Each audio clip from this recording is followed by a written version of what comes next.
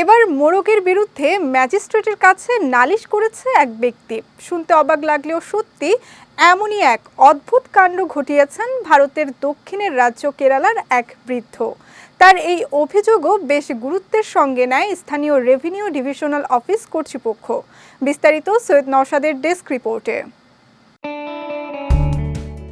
একজন মানুষ আরেকজন মানুষের বিরুদ্ধে অভিযোগের খবর আমরা প্রায়ই শুনতে পাই, কিন্তু কখনো কি কাউকে মোরগের বিরুদ্ধে ম্যাজিস্ট্রেটের কাছে নালিশ করার কথা শুনেছেন? অবিশ্বাস্য মনে হলেও এমনটাই করেছেন ভারতের দক্ষিণের রাজ্য কেরালার রাধাকৃষ্ণ কুরু। তিনি অভিযোগ করেন, প্রতিদিন গভীর রাতে মোরগের ডাকাডাকিতে ঘুম ভেঙে যায় তার। ভারতীয় সংবাদ মাধ্যম টাইমস অফ ইন্ডিয়ার এক প্রতিবেদন অনুসারে প্রতিবেশী অনিল কুমারের মোরগের বিরুদ্ধে আনুষ্ঠানিকভাবে নালিশ জানাতে রাধাকৃষ্ণ স্থানীয় রেভিনিউ ডিভিশনাল আরডিও অফিসে হাজির হন।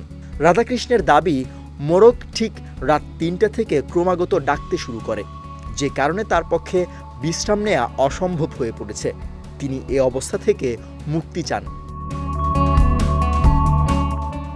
কেরালার এই বৃদ্ধের অভিযোগ গুরুত্বের সঙ্গে নেয় আরডিও অফিস। প্রথমে তারা রাধাকৃষ্ণ ও অনিলকে তাদের কার্যালয়ে ডেকে পাঠায়। পরে তদন্তে নেমে তারা দেখতে পায় মোরগের ক্রমাগত ডেকে যাওয়ার শব্দ সত্যিই বিরক্তিকর। এছাড়া তারা লক্ষ্য করে রাধাকৃষ্ণের প্রতিবেশী অনিলের বাড়ির ওপরের তলায় মোরগের খাঁচা রাখায় মোরগ যখন ডাকে আশপাশ থেকে সেই শব্দ আরও বেশি জোরে শোনা যায়।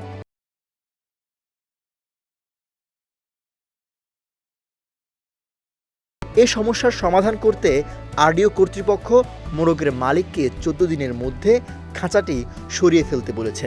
এদিকে রাধাকৃষ্ণের এই অভিযোগ দায়েরে পোষা প্রাণী ও বাড়িতে পশুপালনের ব্যাপারে প্রতিবেশীদের মধ্যে সৌহার্দ্য নষ্ট হওয়ার বিষয়টি নিয়ে নতুন করে আলোচনা উস্কে দিয়েছে।